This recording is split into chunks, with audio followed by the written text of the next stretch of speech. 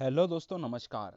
DCC classes में साथियों आपका बहुत बहुत स्वागत है मेरे प्यारे दोस्तों। आज मैं आपसे बात करता हूं मध्य प्रदेश में जो एमपी टेट का जो एग्ज़ाम है उसमें दोस्तों जो पर्यावरण आने वाला है उसका दोस्तों एक प्रैक्टिस सेट हम दोस्तों यहां पर आपके लिए लगाने वाले हैं।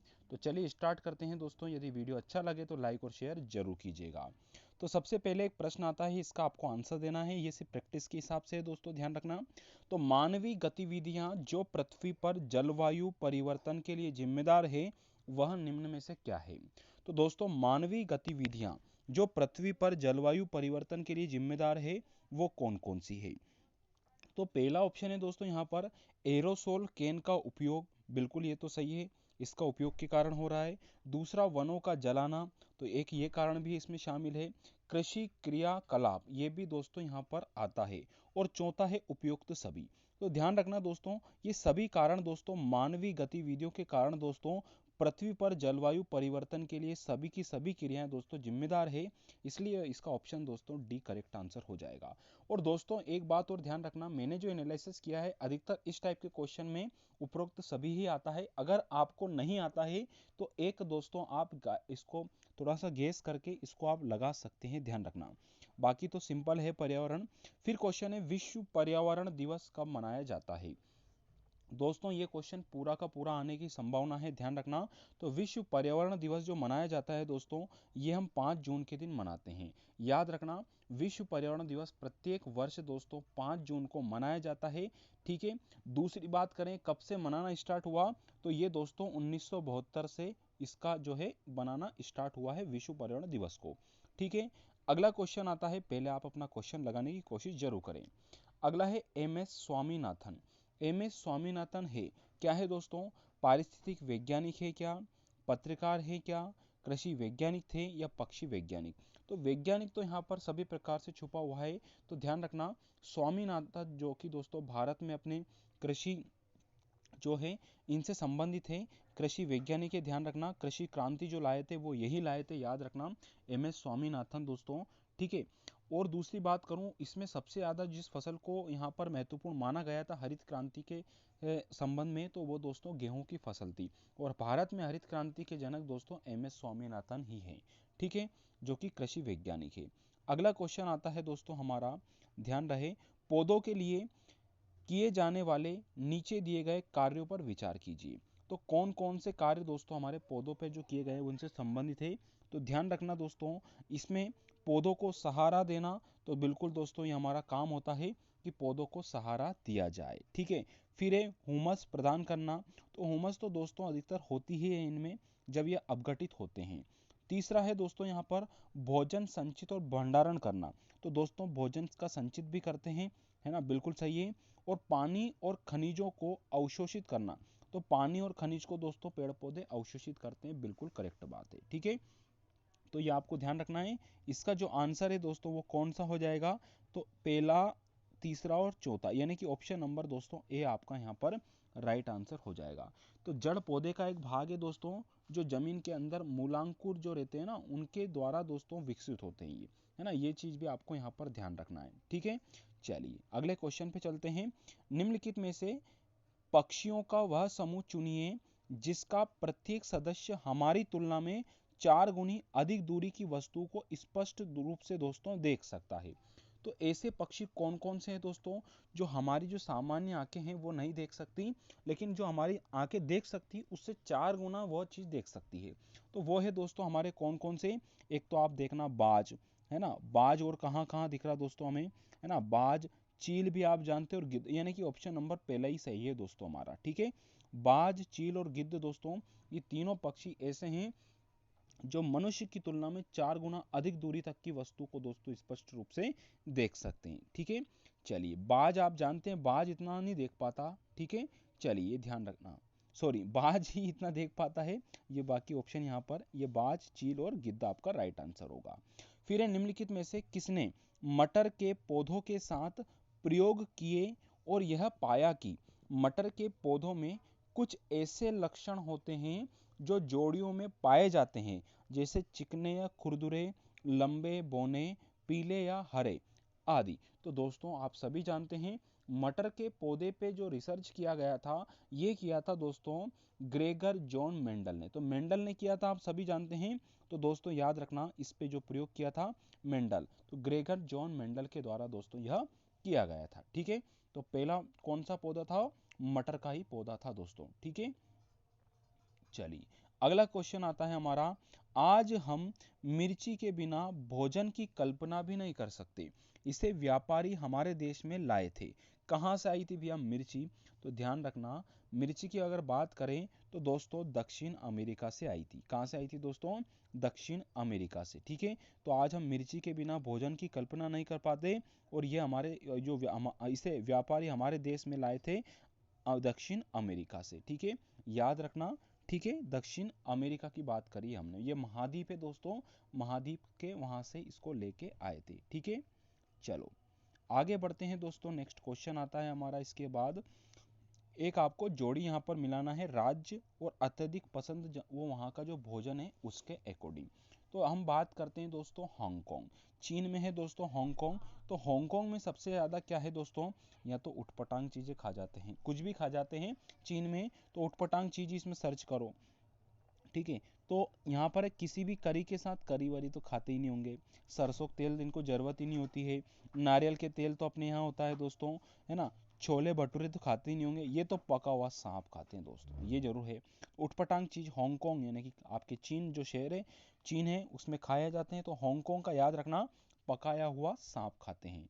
केरल की बात करूं तो दोस्तों करी के साथ उबला टेपियोका खाते हैं। करी के साथ क्या खाते हैं दोस्तों? केरल में किसी भी करी के साथ उबला टेपियोका खाया जाता है। कश्मीर की बात करूं दोस्तों, तो कश्मीर में अगर बात की जाए तो कश्मीर का याद रखना दोस्तों, सरसों के तेल में बनी मछली खाते हैं। किसमें? सरसों के तेल में बनी मछली केरल के द्वारा, जो केरल राज्य उसमें खाई जाती है। गोवा में जो पसंद किया जाता है दोस्तों, अब गोवा दोस्तों जानते हैं नारियल, नारियल के लिए दक्षिण जो क्षेत्र है उसके हिसाब से हम देख सकते हैं, नारियल के तेल में बनी समुद्र की मछली दोस्तों गोवा। ठीक है, ये आपको ध्यान रखना है। वीडियो अच्छा लग रहा है तो लाइक और शेयर जरूर करें दोस्तों। डेली हम, अच्छा यहाँ पर एक ऑप्शन दिया है दोस्तों आपका, तो इसमें अपन आप मिला लीजिएगा इस चीज़ को, है ना, समझ गए होंगे वैसे क्या क्या है। तो जोड़ी ऐसे मिलाने के लिए एक क्वेश्चन आपको पर्यावरण में जरूर दिखेगा। अगला क्वेश्चन है, वीडियो अच्छा लग रहा है तो लाइक और शेयर जरूर करें मेरे प्यारे दोस्तों, और डेली इसी प्रकार का वीडियो यदि आप चाहते हैं तो कमेंट में कमेंट जरूर करें। बात करता हूँ नारियल, ना नारियल डली हुई किसी भी करी के साथ उबला हुआ टेपियोका निम्न में से किस क्षेत्र का प्रिय भोजन है? तो दोस्तों हमने अभी बात करी है, तो करी वाला सिस्टम हमारा कहाँ हो जाएगा? केरल में हो जाएगा भैया। अगला है, नीचे दिया गया कौन सा कथन मधुमक्खियों और छत्तों के विषय में सही नहीं है? सही नहीं है इसकी बात करी, अब सही क्या है ये देखते हैं पहले, तो फिर देखेंगे नहीं वाला। ठीक है, ऐसे क्वेश्चनों को आपको अच्छे से पढ़ना है। पहला है, छत्ते में केवल कुछ नर मक्खियां होती है, कुछ ही नर मक्खियां होती है, ये बात तो सही है भैया।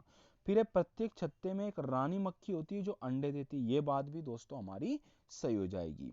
नर मक्खियां छत्तों के लिए अत्यंत महत्वपूर्ण होती है, तो ऐसा जरूरी नहीं है ना, नर के साथ मादा मक्खियां भी होना आवश्यक है। ठीक है, तो ये डाउट हो गया, चलो देखते हैं। छत्ते में बहुत सारी काम करने वाली मक्खियां होती है, ये बात भी सही है। तो इसका जो ऑप्शन है सही नहीं है, नर मक्खियां छत्तों के अत्यंत महत्वपूर्ण होती है, ऐसा कोई जरूरी नहीं है। बराबर भी हो सकती है, बराबर तो नहीं पर अधिक एकाध आपकी रानी मक्खी वहां पर देखने को मिलती है।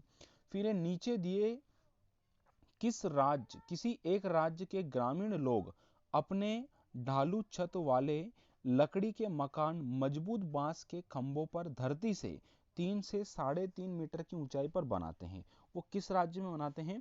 तो दोस्तों ये हमारे बनाते हैं असम राज्य में।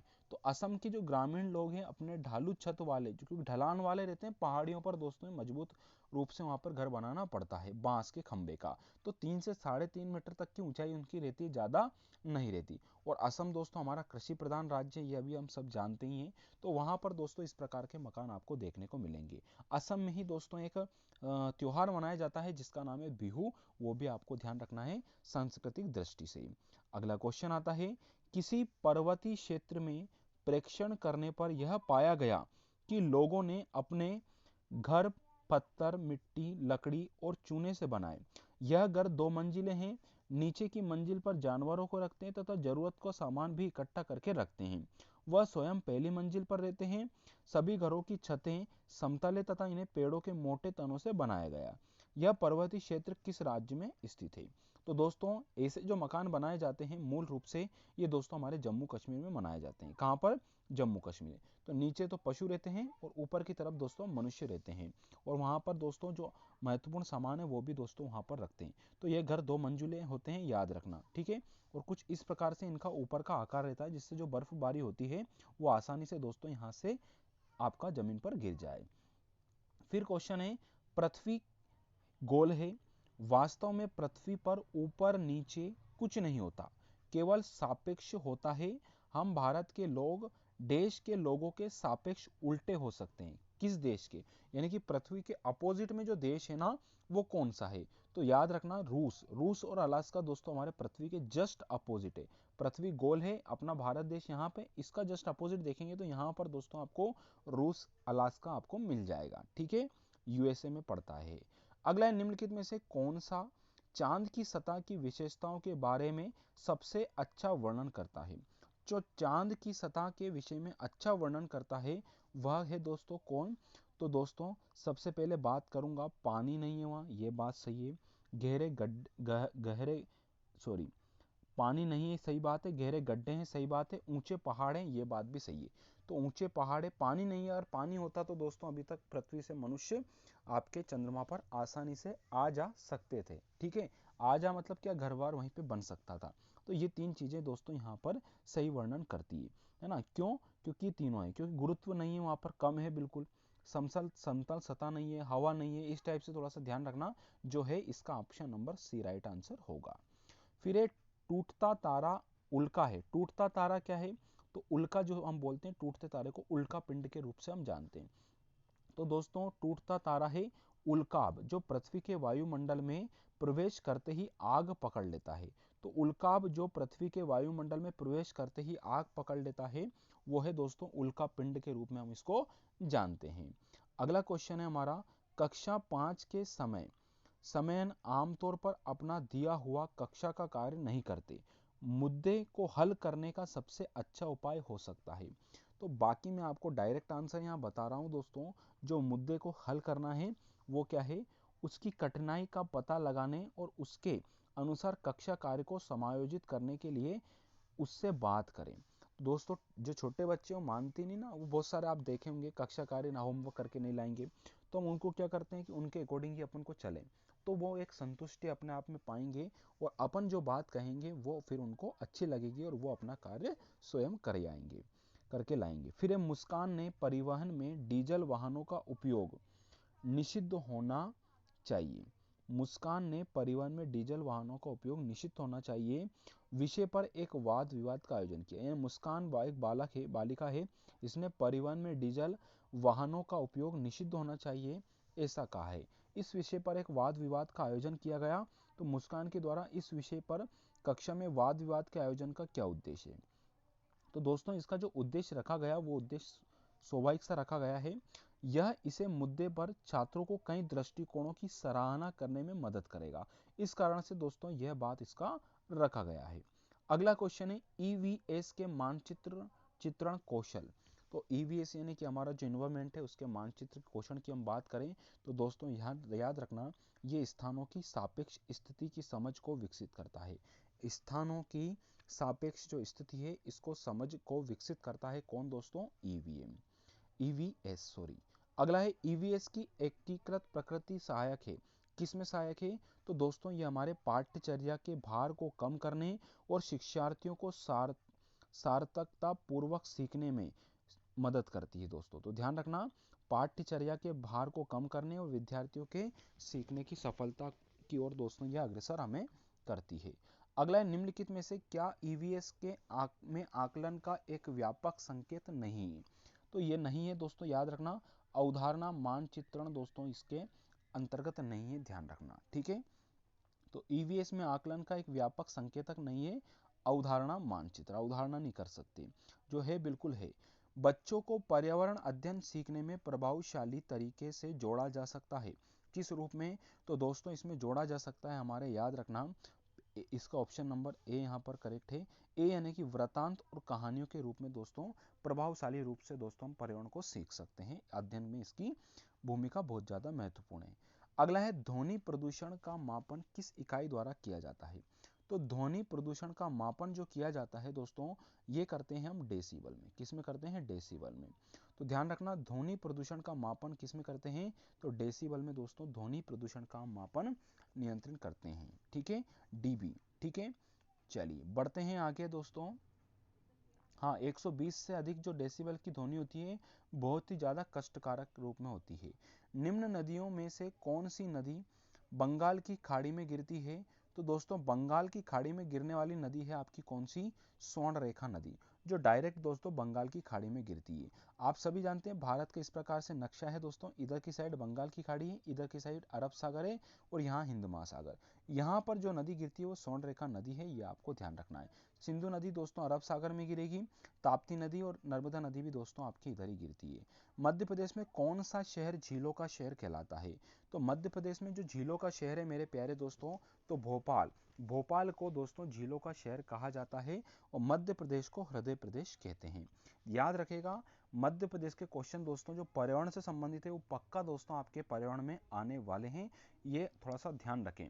कुछ नेशनल पार्क हैं, अभ्यारण्य हैं, जो पर्यावरण से संबंधित जो क्वेश्चन है, जो टॉपिक है, वो आप एक बार जरूर पढ़ लें। ठीक है, क्योंकि ये मध्य प्रदेश एमपी टेट है तो दोस्तों एमपी के क्वेश्चन इसमें आएंगे। अंतर्राष्ट्रीय ओजोन दिवस कब मनाते हैं? तो अंतर्राष्ट्रीय ओजोन दिवस दोस्तों हम 16 दिसंबर को मनाते हैं। याद रखना, अंतर्राष्ट्रीय ओजोन दिवस कब मनाते हैं? तो 16 दिसंबर को अंतर्राष्ट्रीय ओजोन दिवस मनाते हैं। अगला है किसी खाद्य श्रृंखला में शाकाहारी होते हैं। तो किसी खाद्य श्रृंखला में जो शाकाहारी होते हैं दोस्तों, ये प्राथमिक उपभोक्ता कहलाते हैं। याद रखना, है ना, शाकाहारी कौन है? ये प्राथमिक उपभोक्ता होते हैं दोस्तों शाकाहारी। अगला है दोस्तों उपभोक्ता, मैंने बोला है यहाँ पर, ये क्वेश्चन ध्यान रखना, उत्पादक नहीं बोला है। फिर ये पारिस्थितिक तंत्र के तत्वों के चक्रण को क्या कहते हैं? तो पारिस्थितिक तंत्र के तत्वों के चक्रण को क्या कहते हैं प्यारे दोस्तों? ये कहते हैं जैव भू रासायनिक चक्र। क्या कहते हैं? रासायनिक तंत्र के तत्वों के चक्रण को क्या कहते हैं? तो जैव भू रासायनिक चक्र दोस्तों इसको कहा जाता है। अगला क्वेश्चन है हमारा इसके बाद दोस्तों वीडियो अच्छा लग रहा है तो लाइक और शेयर जरूर करें। निम्नलिखित ईंधनों में से कौन सा न्यूनतम पर्यावरणीय प्रदूषण उत्पादन करता है? तो निम्नलिखित ईंधनों में से कौन सा कम से कम दोस्तों पर्यावरण प्रदूषण करता है, वह कौन सा है? तो दोस्तों हाइड्रोजन सबसे कम प्रदूषण करता है। याद रखना, भविष्य का ईंधन भी दोस्तों हम हाइड्रोजन को ही कहते हैं। संकटग्रस्त जंतु दैत्याकार पांडा पाया जाता है। तो दोस्तों संकटग्रस्त जंतु दैत्याकार पांडा कहाँ पर मिलेगा? तो ये दोस्तों चीन देश में मिलता है। याद रखना, कहाँ पर? चीन देश में मिलता है। निम्नलिखित किस गैस के कारण भोपाल गैस त्रासदी हुई? तो भोपाल गैस जो त्रासदी हुई दोस्तों, ये कब हुई? सॉरी, कौन सी गैस? तो मिथाइल आइसोसाइनेट हुई। याद रखना, 2 से 3 दिसंबर 1984 को हुई। 2 से 3 दिसंबर 1984 को दोस्तों मिथाइल आइसोसाइनेट गैस का रिसाव भोपाल में हुआ था। ये भी आपका अच्छा क्वेश्चन है। इसी के साथ दोस्तों वीडियो आपका कंप्लीट होता है। यदि वीडियो अच्छा लगे मेरे प्यारे दोस्तों तो लाइक और शेयर जरूर कीजिएगा, और अभी तक हमारे चैनल को सब्सक्राइब नहीं किया है तो सब्सक्राइब जरूर करें, और डिस्क्रिप्शन में आपको हमारे टेलीग्राम का लिंक आपको मिल जाएगा, तो आप दोस्तों हमारे टेलीग्राम चैनल को से जुड़ सकते हैं। धन्यवाद मेरे प्यारे दोस्तों।